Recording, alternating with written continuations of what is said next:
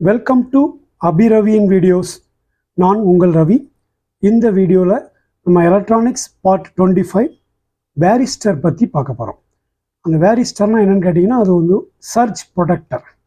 So அந்த surge ப்ரொடெக்டரை பற்றி நம்ம பார்க்க போகிறோம். இந்த வேரிஸ்டர் எங்கே பயன்படுத்தியிருப்பாங்கன்னா, பெரும்பாலும் பவர் சப்ளைகளில் இதை பயன்படுத்தியிருப்பாங்க. வோல்டேஜ் டிபெண்டன்ட் ரெசிஸ்டர் VDR அப்படிங்கிறது தான் அப்படியே மருவி வேரிஸ்டர் என்று அழைக்கப்படுகிறது. இது வந்து என்ன பண்ணும்னா, வோல்டேஜ் லிமிட்டிங் ப்ரொடெக்ஷன் டிவைஸ்னு இதை சொல்லுவாங்க.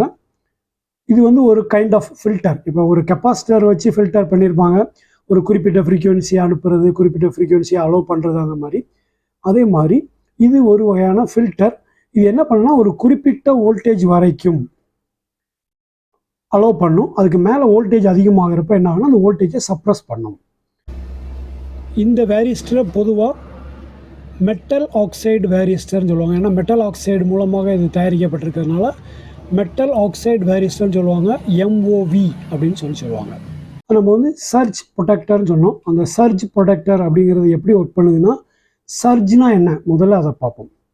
சர்ஜ் அப்படின்னா a sudden increase in voltage that lasts for 3 nanoseconds or more. அதாவது 3 நானோசெகண்ட் அல்லது அதற்கும் அதிகமான நேரத்திற்கு ஒரு வோல்டேஜ் சடனாக லைன் வோல்டேஜ் இன்க்ரீஸ் ஆகிருக்கு அப்படின்னா அதை வந்து சர்ஜ் வோல்டேஜ் சர்ஜ் அப்படின்னு சொல்லுவாங்க. இப்போ அந்த வேரியஸ் இந்த படத்தில் பாருங்கள், ஒரு AC வேவ் ஃபார்ம் இருக்குது. அதில் ஒரு பாருங்கள், அதில் ஒரு ஸ்பைக் இருக்குது. இந்த ஸ்பைக்கு தான் சர்ஜ் அப்படின்னு சொல்லுவாங்க. ஸோ ஒரு வேரியஸ்டர் எப்படி ஒர்க் பண்ணுது அப்படின்னு பார்க்கலாம். அவருடைய கான்செப்டை பார்க்குறதுக்கு முன்னாடி இந்த படத்தை பாருங்கள்.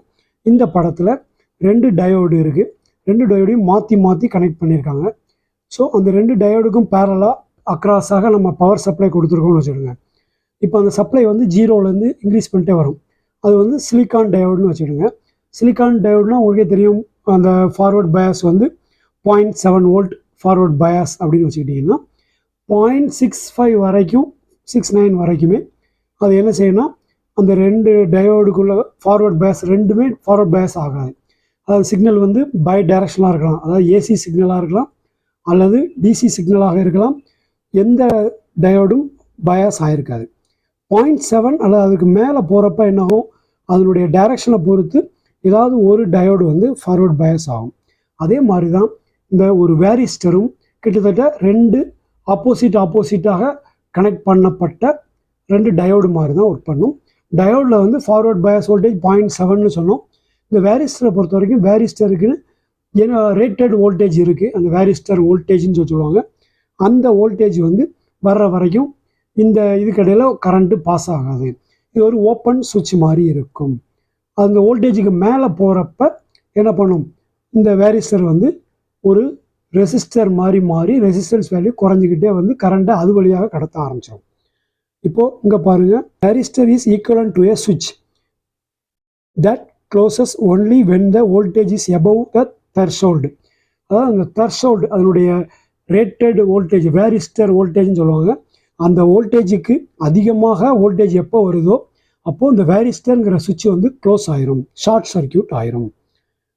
இந்த this protection function of the varistor can be reused many times. அதாவது இந்த மாதிரி எப்பெல்லாம் ஓவர் வோல்டேஜ் வருதோ அந்த இடத்துலலாம் அது ஷார்ட் சர்க்கியூட் ஆகி அது வழியாக கரண்ட்டை கடத்துறதுனால அந்த நம்ம டிவைசஸுக்கு உள்ளே போகிற பவர் சப்ளையில் ஓவர் வோல்டேஜ் தவிர்க்கப்படுகிறது, ஓவர் வோல்டேஜ் சப்ரஸ் ஆகிறது. இப்போ இந்த படங்களில் பாருங்கள், முதல் படத்தில் பார்த்தீங்கன்னா ஒரு வேரிஸ்டரோ அல்லது கெப்பாசிட்டரோ இல்லாத ஒரு சர்க்கியூட் வச்சுருங்க. அதில் பாருங்கள் 2 ஸ்பைக் வந்திருக்கு. ஒரு ஸ்பைக் வந்து ஷார்ட் டியூரேஷன் பட்டு ஹை வோல்டேஜ் வந்திருக்கு. இன்னொன்று medium voltage, medium over voltage but long டியூரேஷனுக்கு இருக்குது. இந்த 2மே ஸ்பைக் தான், 2மே சர்ஜ் தான்.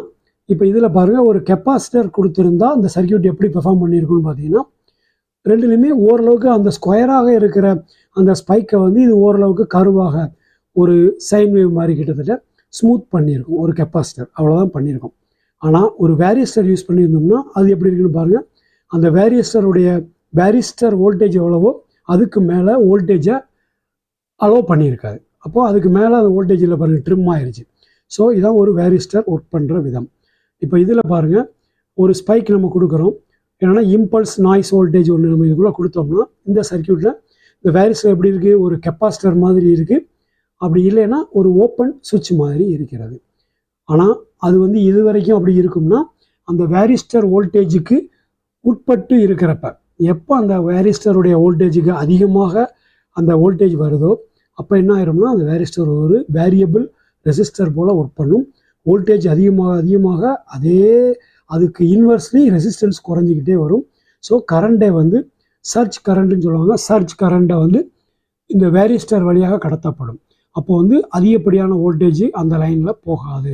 அந்த வேரிஸ்டர் வோல்டேஜுடைய லிமிட் வோல்டேஜுக்கு மேலே வோல்டேஜை உள்ளே அலோவ் பண்ணாது. ஸோ சர்க்யூட் வந்து ப்ரொடெக்ட் ஆகிவிடும். இப்போ வந்து அந்த வேரிஸ்டர் வோல்டேஜுக்கான டெஃபினிஷன் என்ன சொல்கிறாங்கன்னு பார்த்தீங்கன்னா, the voltage applied across the terminals when a current of 1 milliampere flow through resistor, அதாவது flow through varistor, அதாவது அந்த வேரிஸ்டர் வழியாக 1 milliampere கரண்ட் போகக்கூடிய அளவில் என்ன வோல்டேஜ் இருக்குமோ, இப்போ அந்த வேரிஸ்டர் நம்ம ஒரு வேரியபிள் வோல்டேஜ் ரெகுலேட்டரில் மாட்டிக்கிட்டு அந்த வோல்டேஜ் இன்க்ரீஸ் பண்ணிகிட்டே வந்தால் எந்த வோல்டேஜில் அந்த வேரிஸ்டர் வழியாக 1 milliampere கரண்ட் போகுதோ அந்த வோல்டேஜ் தான் இதனுடைய வேரிஸ்டர் வோல்டேஜ் அப்படின்னு சொல்லுவாங்க. அடுத்தால பீக் பல்ஸ் கரண்ட்டுன்னு இன்னொரு டேர்ம் இருக்குது. அது என்னென்னு பார்த்தீங்கன்னா, அந்த ஒரு சர்ஜ் வரக்கூடிய அந்த சர்ஜுடைய இம்பல்ஸ் கரண்ட் வந்து மேக்ஸிமம் லெவல், இந்த லெவலுக்கு மேலே போனால் இந்த வேரிஸ்டர் டேமேஜ் ஆயிரும், அந்த வேரிஸ்டரால் வித்ஸ்டாண்ட் பண்ண முடியாதுங்கிற லெவல், அதான் பீக் பல்ஸ் கரண்ட் அப்படின்னு சொல்லுவாங்க. அடுத்தது இந்த பார்ட் நம்பர் சிஸ்டம் எப்படி இருக்கும் ஒரு வேரிஸ்டருக்கு அப்படின்னு பார்க்கலாம். இதில் வந்து பாருங்கள் 20E241K அப்படின்னு போட்டிருக்காங்க. அதில் அந்த 20ங்கிறதுனா டிஸ்க் டயமீட்டர். அந்த வேரிஸ்டருடைய size cross diameter of the disc வந்து 5 mmலேருந்து 53 mm வரைக்கும் நிறைய வேரியண்ட்டாக இருக்கும். 5 mmங்கிறது குறைவான கரண்ட் கெப்பாசிட்டி உள்ளதாக இருக்கும். 53 வந்து அதிகமான கரண்ட் உள்ளதாக இருக்கும். ஸோ இதில் 20ன்னு போட்டிருக்குன்னா 20 mm அந்த டிஸ்க் டயமீட்டர். அடுத்ததால் ஈன்னு போட்டிருக்கு, அந்த இடத்த பாருங்கள். அது வந்து டைப் ஆஃப் வேரிஸ்டர், ஸ்டாண்டர்டாக, ஹை எனர்ஜியாக, அல்லது ஆறுங்கிறது அப்ளிகபிள் ஒன்லி ஃபார் 34 mm டைப்னு போட்டிருக்காங்க. ஸோ பெரும்பாலும் டி அல்லது இ இருக்கும். ஸோ இதில் வந்து என்ன இருக்குன்னா இ இருக்கிறது, அப்போ ஹை எனர்ஜி வேரிஸ்டர். அடுத்தால 241ன்னு போட்டிருக்கு. அந்த 241க்கு என்ன அர்த்தம்னா 24 × 10⁻1, அந்த 1 வந்து 10⁻1 அப்படிங்கிறது. ஸோ 24 × 10 = 240 volt இந்த வேரிஸ்டருடைய வேரிஸ்டர் வோல்டேஜ். ஸோ இந்த வோல்டேஜுக்கு இந்த வோல்டேஜ் இந்த வேரிஸ்டரில் அப்ளை பண்ணுறப்ப அந்த வேரிஸ்டர் என்ன எடுக்கும், 1 milliampere கரண்ட் எடுக்கும். அதனால தான் அதை வச்சு அந்த வேரிஸ்டர் வோல்டேஜை டிஃபைன் பண்ணுறாங்க. ஸோ 240 வோல்ட்டுக்கு குறைவான வோல்டேஜ் கொடுத்துட்ருக்க வரைக்கும் அந்த வேரிஸ்டர் அதன் வழியாக கரண்ட் எடுக்காது. அதனுடைய ரெசிஸ்டன்ஸ் வந்து ஒரு ஓப்பன் சுவிட்ச் போல் இருக்கும், ஹை இம்பிடன்ஸில் இருக்கும். அடுத்தது டாலரன்ஸ். அதுக்கு ஒரு டாலரன்ஸ் கொடுத்துருக்காங்க. அந்த டாலரன்ஸ் வந்து ஜேனா 5% ±, கேனா 10% ±, எம்னா 20% ±. இதில் வந்து கேன்னு கொடுத்துருக்காங்க. அப்போ 10% ±, கொடுத்துருக்காங்க. அப்புறம் இதில் வந்து ஒரு டைப் ஆஃப் வேரிஸ்டர், ஒரு உதாரணத்துக்கு 18 volt வேரிஸ்டர், அதனுடைய வேறு கரண்ட் கெப்பாசிட்டியில் உள்ள வேரிஸ்டருடைய பேராமீட்டர்ஸை ஒரு சின்ன கம்பேரிசன் பார்க்கலாம். இதில் வந்து பாருங்கள், VZங்கிறது மேனுஃபேக்சருடைய நேமாக இருக்கலாம். 05, 07, 10, 14, 20 அப்படிங்கிறது டிஸ்க் டயமீட்டர். டி அப்படிங்கிறது standard type of varistor, not high energy. அப்புறம் 180ங்கிறதுல வந்து 18ங்கிறது 18 volt, 0ங்கிறது 10⁻0. ஸோ அதில் ஒன்றும் கிடையாது. So 18 volt வேரிஸ்டர். கே அப்படிங்கிறது இந்த வேரிஸ்டருடைய டாலரன்ஸ் வந்து 10% ±. ஸோ இந்த இடத்துல பாருங்கள் அந்த வேரிஸ்டருடைய வோல்டேஜ் எவ்வளோ இருக்குன்னு பாருங்கள். 16.2லேருந்து 19.8 வரைக்கும் அது வந்து ஒர்க் பண்ணக்கூடிய ரேஞ்ச் அப்படின்னு போட்டிருக்காங்க. ஸோ 16.2லேருந்து அந்த டாலரன்ஸ் இருக்கிறதுனால அது 18 வோல்டேஜில் 10% கழிச்சா 16.2, 10% கூட்டினா 19.8. ஸோ அதனுடைய ஒர்க்கிங் எவ்வளோன்னு பாருங்கள். கண்டினியூஸ் ரேட்டட் வோல்டேஜ் எவ்வளோன்னு பாருங்கள். ஏசி ஆர்எம்எஸ் வோல்ட் வந்து 11 volt, டிசி வோல்டேஜ் வந்து 14 volt. ஸோ ஒரு 12 volt டிசி சர்க்யூட்டில் இந்த வேரிஸ்டர் நம்ம பயன்படுத்திக்கலாம். ஆனால் இதில் வந்து டிஸ்க் டயமீட்டர் 5லேருந்து 20 வரைக்கும் இருக்கிறது. அதுக்கு குறைவான ரேஞ்சில் அதில் சர்ஜோ பல்சஸோ ஒரு டிரான்சியண்ட்டோ வரும்போது இந்த வேரிஸ்டர் அந்த வோல்டேஜை சப்ரஸ் பண்ணி அதுக்கு அடுத்தால இருக்கிற எலக்ட்ரானிக் எக்யூப்மெண்ட்டு அதோடைய காம்போனன்ட்ஸ் எல்லாம் டேமேஜ் ஆகாமல் பாதுகாத்துக்கிட்டே இருக்கும். சரி, இந்த வேரிஸ்டருடைய ரெஸ்பான்ஸ் டைம் எப்படி இருக்கும்னு சொல்லி பார்க்கலாம். இந்த வேரிஸ்டருடைய ரெஸ்பான்ஸ் டைம் வந்து 15 நானோ செகண்டுக்கு குறைவாக இருக்கும். ஆனால் அது ஸ்டாண்டர்டைஸ் பண்ணப்படவில்லை. ஒவ்வொரு மேனுஃபேக்சரர் ஒவ்வொரு டைப் ஆஃப் வேரிஸ்டரை பொறுத்து மாறலாம். பட் 50 நானோ செகண்டுக்கு குறைவான ரெஸ்பான்ஸ் டயத்திலே இது வந்து ரெஸ்பாண்ட் பண்ணும். ஏன்னா ஒரு ஃபியூஸை நம்ம போட்டு கூட ப்ரொடெக்ட் பண்ணிக்கலாம். ஆனால் ஃபியூஸ் ப்ளோன் அவுட் ஆச்சுன்னா திருப்பி நம்ம ஃபியூஸை மாற்றுற வரைக்கும் சர்க்யூட்டை யூஸ் பண்ண முடியாது.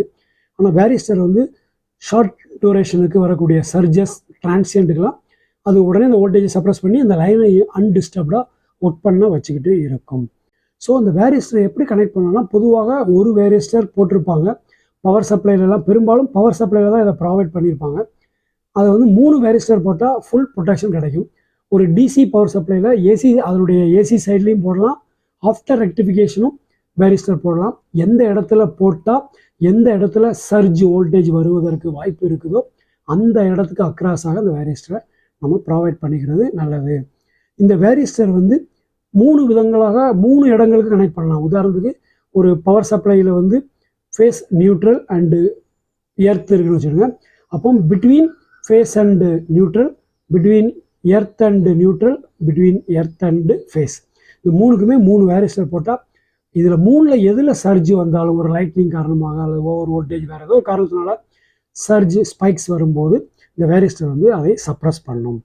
நமக்கு வந்து அது இல்லாமல் சர்க்யூட்டுக்கு உள்ளே கூட எங்கேயாவது ஒரு இடத்துல நம்ம இண்டக்டர் இருக்குது, அந்த இண்டக்டர்லேருந்து ஓவர் ஸ்பைக்ஸ் வர்றதுக்கு வாய்ப்பு இருக்குது அப்படின்னா அந்த இடங்களில் கூட வேரிஸ்டர்ஸ் ப்ரொவைட் பண்ணியிருப்பாங்க. இது வரைக்கும் இந்த வீடியோவில் வேரிஸ்டர் அது எப்படி சர்ஜ் ப்ரொடெக்ட் பண்ணும், அதனுடைய பேராமீட்டர்ஸ்லாம் என்ன அப்படிங்கிறத டீட்டெயிலாக பார்த்தோம். இந்த வீடியோ உங்களுக்கு பிடிச்சிருந்தா மறக்காமல் லைக் பண்ணுங்கள், கமெண்ட் பண்ணுங்கள். எங்கள் சேனலை இது வரைக்கும் நீங்கள் சப்ஸ்கிரைப் பண்ணிடலைன்னா மறக்காமல் சப்ஸ்கிரைப் பண்ணிவிடுங்க. தேங்க்யூ ஃபார் வாட்சிங் அபிரவியன் வீடியோஸ். Thank you very much.